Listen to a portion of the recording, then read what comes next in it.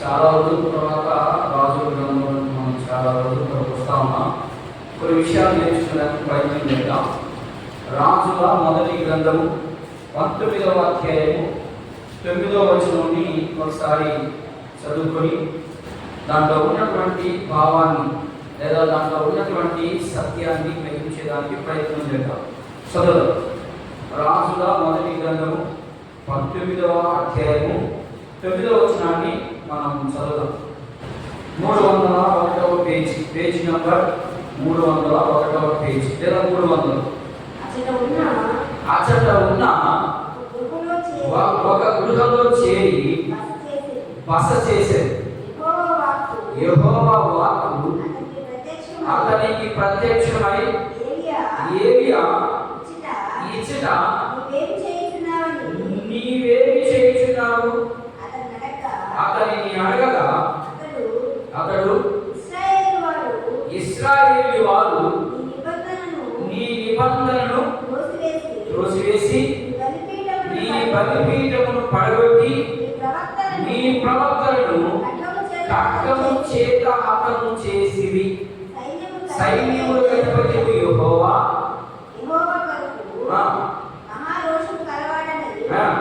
నేనొక్కడిని మాత్రమే మిగిలి ఉండగా వారు నా ప్రాణము కూడా దృష్టికై చూస్తున్నారని మనం చేశాం.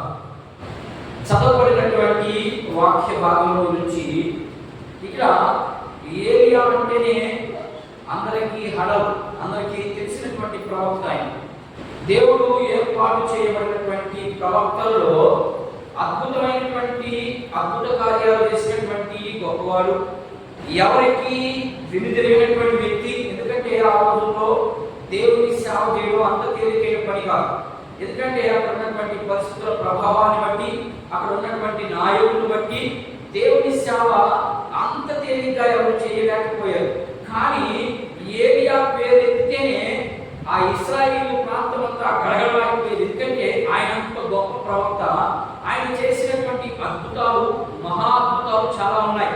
అందుకని ఆ చుట్టుపక్కల ప్రాంతంలో ఉన్నటువంటి వారందరికీ కూడా ఏలియా అంటేనే ఉరుము, ఆయన పెద్ద గొప్ప ప్రవక్త.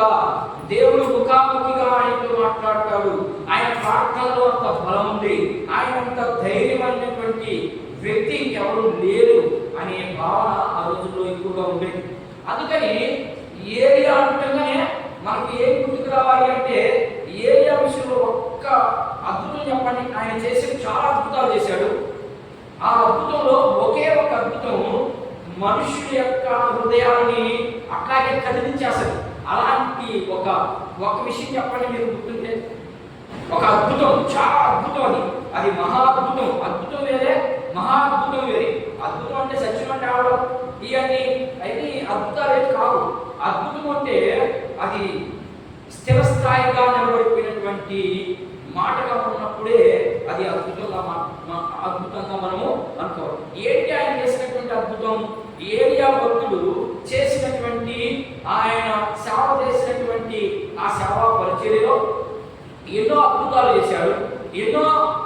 ఎంతమంది రాజులకి ప్రవచనాలు చెప్పాడు, ఇశ్రాయేలు ప్రజలకు ప్రవచనాలు చెప్పాడు. కానీ ఆయన చేసినటువంటి అద్భుతం ఒకటి మాత్రం. అన్ని కాదు, కానీ నా ఉద్దేశం ఒకటేనా అని మీరు ప్రశ్న ఇవ్వకండి.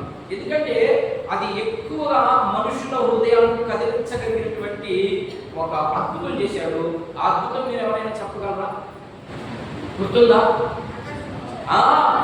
ఆకాశం నుంచి అగ్ని, నేను నిజమైన యెహోవా జీవము తోడు, నాతో కూడా కానీ యెహోవా ఉంటే, లేకపోతే దేవుడు నాతో కూడా ఉంటే, మన భాషలో ఇప్పుడే అగ్ని దిగి అక్కడ ఉన్నదంతా కూడా భస్మం చేసేయాలని ఆయన అడిగినప్పుడు దేవుడు అద్భుతంగా ఆయన ప్రార్థన విని మంటని ఆకాశం నుంచి అలాగే దిప్పినట్టుగా మనం 18వ అధ్యాయం 38వ వాక్యాన్ని ఒకసారి గమనిద్దాం. చూడండి ఒకసారి 18వ అధ్యాయం 38వ వాక్యాన్ని ఒకసారి గమనిద్దాం. చదవండి.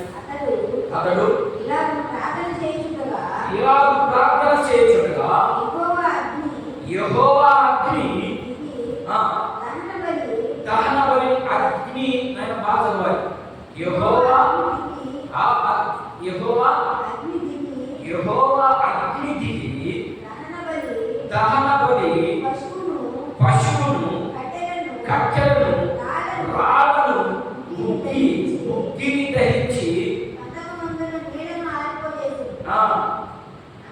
అంతటా జనులందరూ దానిని చూసి సాగిలపడి యెహోవాయే దేవుడు. ఎంత అద్భుతం ఈ మాట! అసలు ఎంత అద్భుతం! అంతవరదాకా యెహోవా దేవుడు కాదని వాళ్ళ ఉద్దేశాలు.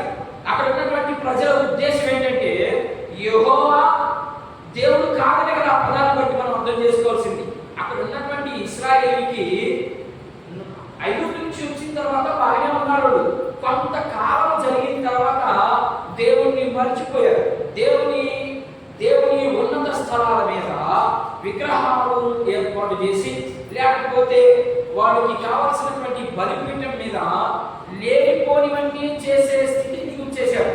అంటే రాజులు చెప్పారు, దాన్ని పరిపాలించే నాయకులు చెప్పారు, సమస్తం కూడా చెడిపోవడం జరిగింది. అయితే అంత గొప్ప వ్యక్తి, ఏలియా ఆకాశం నుంచి అగ్ని కురిపించినటువంటి వ్యక్తి ఇప్పుడు ఏమని దాక్కున్నాడు? అక్కడ దాక్కున్నట్టుందా, లేకపోతే ఆయన ధైర్యంగా ఉన్నట్టుగా ఉందా? 3వ వచనం చదవండి, మనం 9వ వచనం చదవండి, 18:9 చదవండి, 18:9 చదవండి. అచ్చట ఉన్న ఒక గృహలో చేరి బస చేసి, ఇప్పుడు గృహలో ఎందుకుంటాడు మనుషులు? దాక్కున్నాడు. ఏం జరిగితే దాక్కుంటాడు? ఇక్కడ నేను రాసే చూడండి. చింతాకాంతుడైన ఏ విషయంలో చింతాకాంతుడయ్యాడు ఆయన? చింతాకాంతుడైతేనే కదా దాక్కుతుంది, భయపడితేనే కదా. చింతాకాంతుడు అంటే నేను అలా పెట్టే పేరు. అంటే బాగా కుమిలిపోయినటువంటి వ్యక్తి, లేకపోతే బాగా దిగులు పడిపోయిన వ్యక్తిని మనం చింతాకాంతుడైనటువంటి మనిషి. ఏ చింత కలిగిందా? ఎవరైనా మౌనంగా ఉన్నాము చర్చిలో మనం ఏమంటాం? ఏమంత చింత కలిగింది నీకు అనే పదాన్ని మనం ఏమంత బాధ కలిగింది, ఏమంత క్షోభ కలిగింది నీకు అనే విషయాన్ని మనం అర్థం చేసుకునేదానికి చింతాకాంతుడైన ఏలియా. ఏ విషయంలో చింతాకాంతుడయ్యాడు?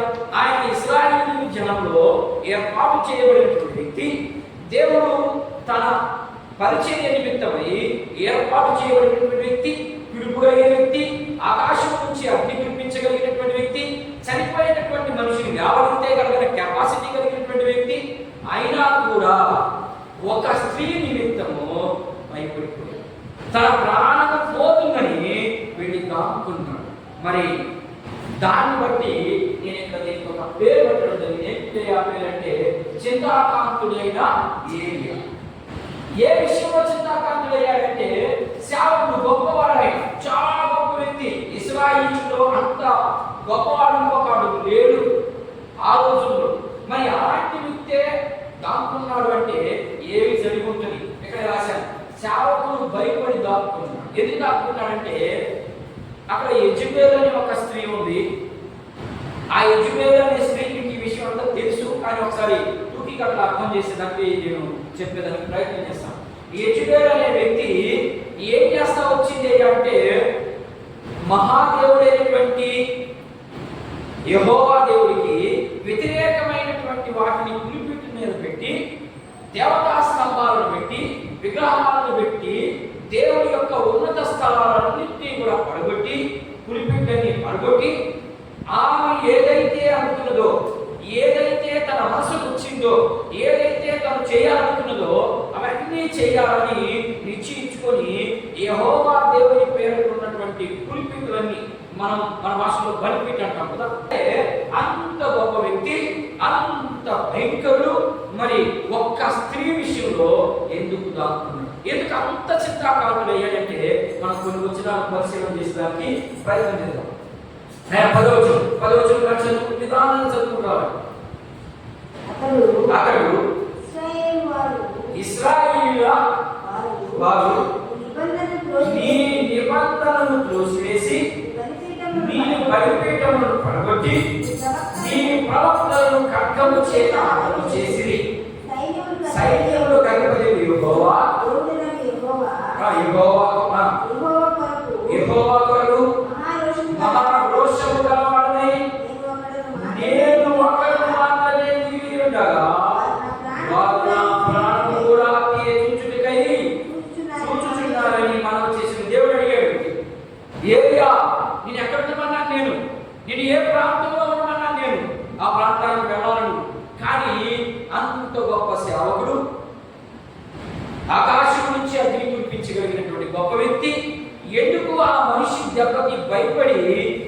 దాక్కున్నాడు.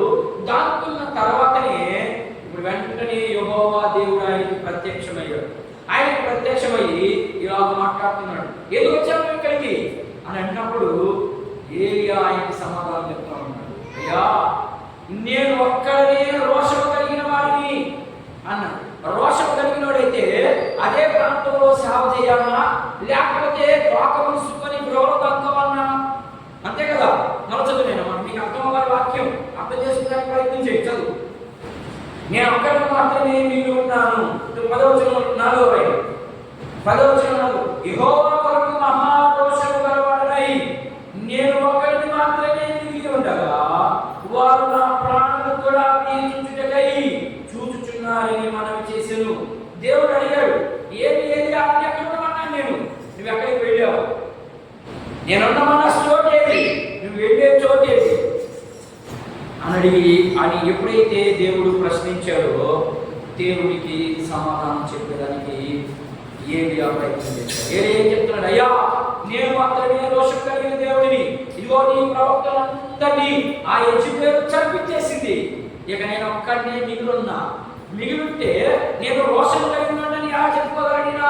ఈయనకి రోషం ఉంటే యెజెబెలు దగ్గరికి వెళ్ళి, యెజెబెలా ఇదిగో రేపు ఈ పాటికి నీ మూడు చస్తాడని చెప్పొచ్చు కదా. అంత గొప్ప దేవుడు కదా మన దేవుడు చిన్నడా, చాలా గొప్ప వ్యక్తి. ఆయన చాలా అనేదాన్ని కూడా మనం నోరు సరిపోదు. అంత గొప్ప వ్యక్తికి సేవకుడేంటి, అంత గొప్ప వ్యక్తికి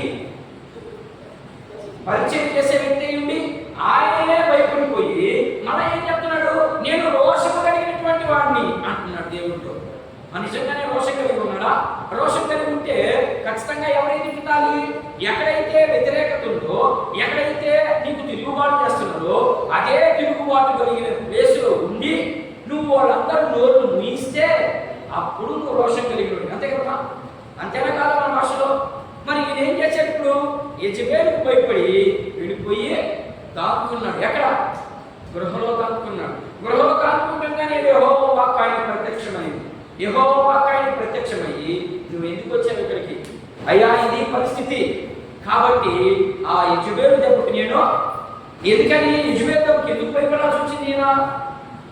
యెజెబెలు దగ్గరికి వెళ్ళి ఆహాబు రాజు ఇశ్రాయేలు పరిపాలిస్తున్నటువంటి ఆ పరిపాలనా కాలంలో ఆహాబు, రెండవది యెజెబెలు, ఇద్దరు భార్యాభర్తలు. వీళ్ళిద్దరు ఉన్నటువంటి కాలంలో ఏలియా వెళ్ళి ఇదిగో యెజెబెలు తర్వాత ఆహాబు రాజు ఇద్దరు ప్లాన్ వేసుకుని వీటిని చంపేయాలని ప్లాన్ వేశారు. అదంతా మీకు తెలుసు. ఏది ఎద్దులు తీసుకొచ్చి నేను జీవంతో మనం చదువుకున్నాం అవన్నీ తీసుకొచ్చి అక్కడ పెట్టి అక్కడ నరికించడం అవన్నీ జరిగింది. సరే దాని దగ్గరికి వెళ్ళండి, నేను ఆ సందర్భానికి వెళ్ళను. కానీ ఎందుకు ఇంత చిత్తాకాంతులు అయ్యాడంటే ప్రాణభయం చేత. ఏం కలిగింది ఆయనకి? ప్రాణభయం చేత. మరి ఆయనకి అలాంటి భయం కలిగింది. ఇప్పుడు ప్రాణభయం కలిగింది కాబట్టి యెహోవా దేవుడు ఆయనకి ప్రత్యక్షమయ్యి ఇప్పుడు ఎలా మాట్లాడుతున్నాడు చదవండి. 10వ వచనం చదువుకుంటాం. అందుకు ఆయన నీవు పోయి పర్వతము మీద యెహోవా సమూహమందు నిలిచి యుద్ధమని ఎక్కడికి వెళ్ళమన్నాడు? అమ్మా? యెహోవా సమూహము అంటే యెహోవా సమూహం అంటే ప్రార్థనా స్థలం. ప్రార్థనా స్థలం అంటే నైనా సైనా మీరు ప్రార్థనా స్థలం అంటే దేవుని మందిరంలోకి వెళ్ళు. నీకేదన్నా బాధ వచ్చిందా, నీకేదన్నా చింత వచ్చిందా, నీకేదన్నా అవసరమా, నీకేదన్నా ఇంకొకటి కావాలన్నా నువ్వు ఎక్కడికి వెళ్ళాలి? ప్రార్థనా స్థలం. అదే కదా అక్కడ చింత వచ్చింది, అదే ఇక్కడ రాసింది. చింతాకాంతుడై ఉన్నాడు. చింతాకాంతుడై ఉండి ఎక్కడికి వెళ్ళాడు? గృహంలో దాక్కున్నాడు. మరి నీకు నాకు ఏదైనా బాధ వచ్చినా, లేకపోతే నీకు నాకు ఏదైనా చింత కలిగినా, లేకపోతే నీకు నాకు ఇంకేదైనా అవసరమైనా నువ్వు ఎక్కడికి వెళ్ళాలి? ఎక్కడికి వెళ్ళాలమ్మా? దేవుని సమూహం దగ్గరికి వెళ్ళాలి.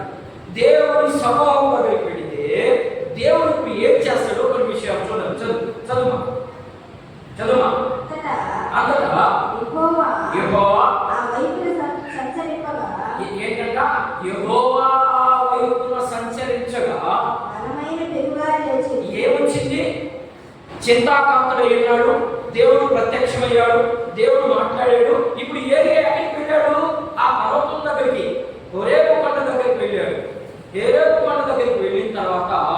దేవుడు సమూహము, దేవుని యొక్క సమూహం దగ్గరికి వెళ్ళిన తర్వాత దేవుడు ఆ చుట్టుపక్కల సంచరించేదానికి ప్రయత్నం చేశాడు. నేను చెప్పిన అర్థం కావట్లేదా? నువ్వు ఏ చింతతో వస్తున్నావు దేవుని మందిరానికి? అసలు చింత ఉందా మనకి? చింతలు చాలా రకాలమ్మా. డబ్బు లేదని ఒక చింత, ఆరోగ్యం లేదని ఒక చింత. నేను అక్కడికి వెళ్ళకుండా దీన్ని మాత్రమే వివరిస్తున్నాను. ఎందుకంటే నేను ఇక్కడైతే ఏరియా ఏ విషయంలో చింత కలిగి ఉన్నాడు? ప్రాణభయం చేత చింత కలిగి ఉన్నాడు. మరి నీకేంటి చింత? నీకు నాకు ఏ చింత ఉంది? మనకైతే చింతలు చాలా చింతలు ఉంటాయి, కానీ దేవుని ప్రజలకు ఉండేది ఒకే చింత. ఆ చింత ఏంటమ్మా చింత? దేవుని ప్రజలు ఉండవలసినటువంటి చింత ఏంటి? నేను చస్తే దేవుని ఎదుట ధైర్యంగా నిలబడాలి. అర్థమైందా? ధైర్యంగా నిలబడాలంటే నీవు ఎలా జరిగించున్నావో కొరింథీయులకు రాసినటువంటి 2వ పత్రిక 5వ అధ్యాయం ఒకసారి నువ్వేం చేయాలి? నువ్వు ఎవరు? కొరింథీయులకు రాసినటువంటి 2వ పత్రిక 5వ అధ్యాయం చూద్దాం ఒకసారి. కొరింథీయులకు రాసినటువంటి పత్రిక 5వ అధ్యాయము నీకు ఉండవలసిన చింత ఎలాంటి చింత అంటే, రేపు దేవుని దగ్గరికి వెళ్ళి నేను ఎలా ఉన్నానని నిలబడాలని చింత. నేను దేవుని ఎదుట ధైర్యముగా నిలబడుకుండాలనే చింత నీకు ఉండాలి. ఆ చింత నీకు ఉండాలి అంటే ఖచ్చితంగా ఈ విషయం నీకు తెలుసుంటే ఆ చింత నీలో పుట్టది, లేకపోతే పుట్టదు. ఏమిటి ఆ విషయం చూడండి. 5వ అధ్యాయం 10వ వచనం 9 నుంచి చదువుకుంటాం. బాగా అర్థమవుతున్నాడు. 2వ పత్రిక 5వ అధ్యాయము 9వ వచనం. కావున దేహమును విడిచినట్టు ఆయన ఇష్టమై విడుదలని మిమ్మల్ని అపేక్షించుచున్నాము. ఎందుకనగా ఈ విషయాలు చాలా జాగ్రత్తగా ఉన్నాయి. ఎందుకనగా ఏంటంట? దేహమందు జరిగించిన కార్యాలను బట్టి మాట్లాడుతూ అపోస్తలుడైన పౌలు ఆ కొరింథీ సంఘానితో మాట్లాడుతూ ఏం మాట్లాడుతున్నాడంటే, చదువుతుంది. ఎందుకనగా తాను జరిగించిన క్రియల చొప్పున అవి మంచివైనను సరే చెడ్డవైనను సరే దేహంలో జరిగించిన వాటి ఫలము ప్రతి వాడు పొందునట్టు మనమందరము క్రీస్తు న్యాయపీఠము ఎదుట ఏంటంట? ఏ చింతున్నా నీకు ఇప్పుడు దీవి వచ్చినాన్ని బట్టి నువ్వు ఏ చింతతో పోరాడుతున్నావు? నేను చెప్పేది అర్థమవుతుందా? వ్యర్థమవుతుందా? అర్థమవుతుందా? నువ్వు రేపు దేవుని ఎదుట నిలబడాలి అంటే నీకు ఒక చింత ఉండాలి. నేను దేవుని ఎదుట నిలబడగలగాలంటే మనకు ఖచ్చితంగా దేవుని వాక్యం తెలిసి ఉండాలి.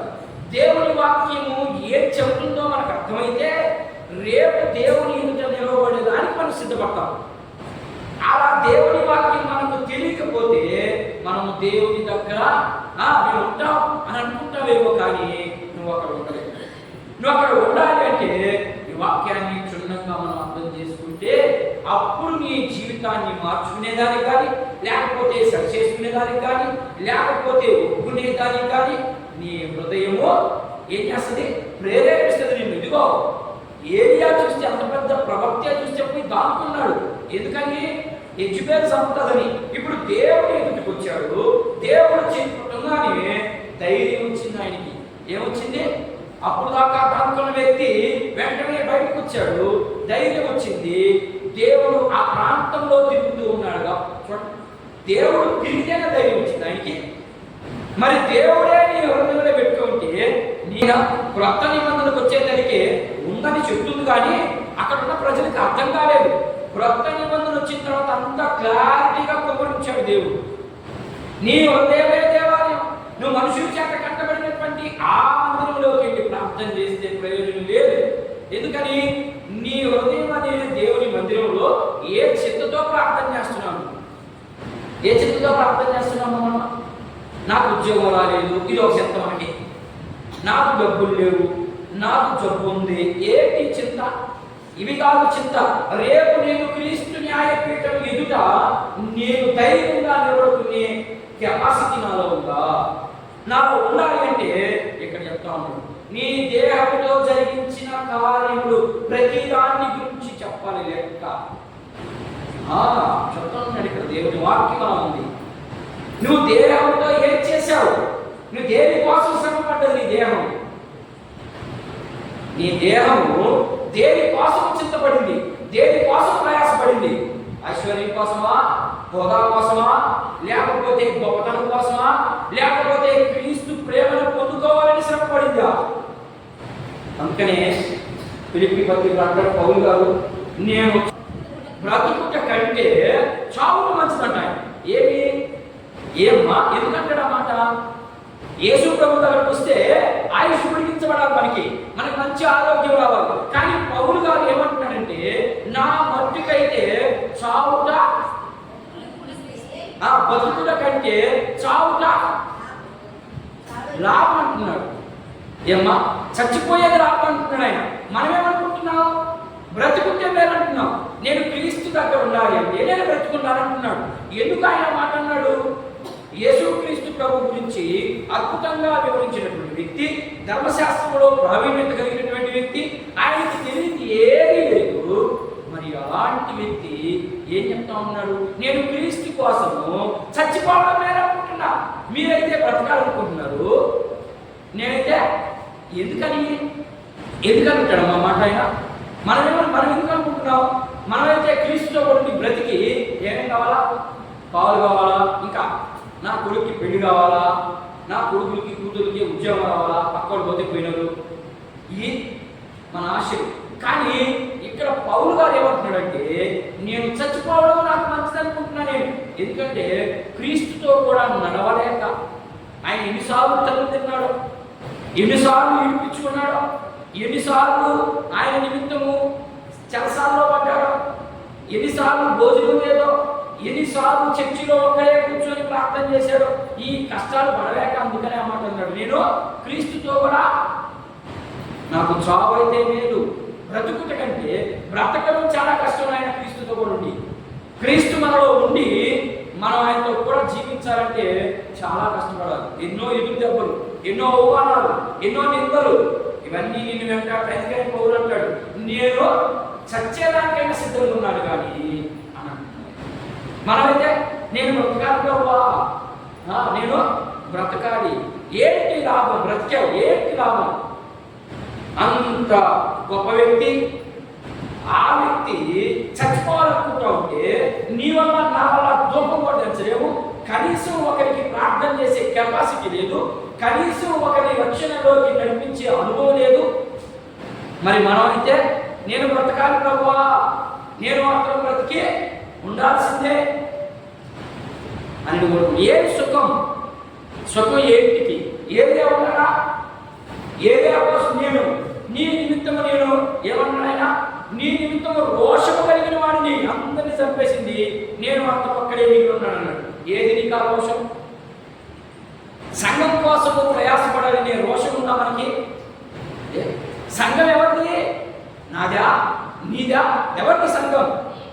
దేవునిది, క్రీస్తుది. సంఘము నువ్వు నేను మాట్లాడితే వచ్చింది కాదు. సంఘం క్రీస్తు రక్తముతో ఎవరైతే కలగబడతారో, క్రీస్తు ఎవరినైతే తన ఏర్పాటులో తీసుకోవాలనుకుంటారో వారు మాత్రమే సంఘంలో చేర్చబడతారు.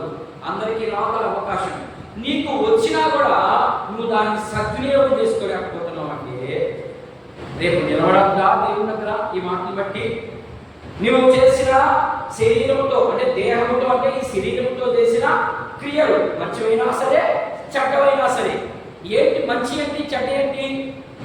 మీరు మంచి చెడ్డ అంటామని మన లోకం వైపు బతికొచ్చామది కాక పరిశుద్ధుడు పరిశుద్ధుడు పరిశుద్ధుడు పరిశుద్ధుడు 3 సార్లు పరిశుద్ధుడు అన్నాడంటే ఆయనలో ఏ మచ్చ కూడా లేదు. ఆయన అలాంటి మాట మాట్లాడరా, దేహంలో జరిగించిన క్రియలు అన్నాడు. అంతేమ్మా, ఏంటి శ్రమ పడుతున్నావా? అక్కడ ఉన్న సిచ్యువేషన్ బట్టి మనం అర్థం చేసుకోవాలి. నీకు నచ్చినట్టుగా వాక్యాన్ని మలుచుకోకూడదు. అర్థమవుతుంది ఆయన అక్కడ ఏం పడుతున్నాడు? ఆయన ఎందుకు మాట అన్నాడు? ఆయన శ్రమ పడుతూ ఉన్నాడు, ఎన్నో అవమానాలు, ఎన్నో బాధలు, అవి భరించలేక అమ్మానికి వచ్చేసింది. నువ్వు క్రీస్తు నిమిత్తము నీ శరీరంతో ఎప్పుడు రక్షించబడ్డా? మనము ఎన్ని సంవత్సరాలకు రక్షించబడ్డారు? యవన ప్రాయంలో కొంతమంది రక్షించబడ్డారు. ఎన్ని ప్రాయమమ్మా? 18 నుండి పైబడిన వాళ్ళే చాలా మంది రక్షించబడ్డారు, అంతే కదా. చిన్న వయసులో వాళ్ళ కుటుంబం నిజంగా దేవుల్లో ఆత్మీయులుగా ఉంటే వారి పిల్లలు ఆత్మీయులుగానే ఉంటారు, లేకపోతే వాళ్ళు కూడా శరీర స్వభావంగానే ఉంటారు. అలాంటి కుటుంబం అయితే వాళ్ళు రక్షణలో కొనసాగుతారు. ఆత్మీయ పిల్లలు అయితేనే, ఇది మాత్రం గుర్తుపెట్టుకోండి. క్రిస్టియన్ పిల్లలు అందరూ ఆత్మీయులు అవుతారా? ఎవరు? ఏలి ఉన్నాడు బైబిల్ గ్రంథంలో, సమయాల గ్రంథంలో ఏలి ఉన్నాడు. ఆయన పిల్లలు పరిశుద్ధులా? ఆయన ఒక సేవకుడు, ఆ రోజుల్లో గొప్ప వ్యక్తి ఆయన. మరి ఆయన పిల్లలు ఎలా అయిపోయారు? ఎందుకని? ఆయన ఆత్మీయుడు కాదా? ఆయన ఆత్మీయుడే, కానీ పిల్లలు శరీర స్వభావం. అర్థమైందా? అలాంటి స్వభావం కలిగిన వాళ్ళకి దేవుడు చెప్పే మాటలు గుర్చుకోవు. అర్థమైందా? దేవుడు చెప్పే మాట వాళ్ళు తెలియదు, కానీ వాళ్ళు మాత్రం మేము చేసిందే గొప్ప పరిచయం. సరే, నేను ఇక్కడికి వెళ్ళాను, ఎందుకంటే పాయింట్ డైవర్ట్ చేయకూడదు. మనం అర్థం చేసుకున్నానికి కొన్ని విషయాలు చెప్తాను మీకు. నువ్వు ఏ విషయంలో చింతాకాంతులయ్యా? ఏరియా అయితే ప్రాణభయం చేత చింతాకాంతులయ్యన్నాడు. మరి నీకు అలాంటి భయమే లేదే? నీ కోసం ఏం అయిపోయాడు ఆయన? ఏమైపోయాడమ్మా? నీ కోసం ఏమైపోయాడమ్మా? హెబ్రీయుల పత్రిక అంతా విన్నాను మీరు. ఇంచుమించు 5 అధ్యాయాలు చెప్పాను నేను. 5 అయిపోయాయా? 5 4 పూర్తయినాయా? 4 పూర్తయిపోయి 5 దానికి వస్తాం. అర్థమైందా? ఈ 4 అధ్యాయాలు మీరు నేర్చుకున్న పాఠం ఏంటి? దేవుడు నీ కోసము ఇదిగో ప్రవక్తల కంటే గొప్పవాడు. ఎవరు? యేసుక్రీస్తు ప్రభు. యూదా మతం కంటే గొప్పవాడు యేసుక్రీస్తు ప్రభు. ఎందుకని? ఆయనైతే ప్రాణం. ఎందుకని? చంపేస్తుందని భయం. మరి నీకు చావు లేదే, నీ చావు పోయిందే, నీ దేహం చచ్చిపోతుందేమో కానీ నీ ఆత్మ చచ్చిపోదే. మరి నీకేమో భయం?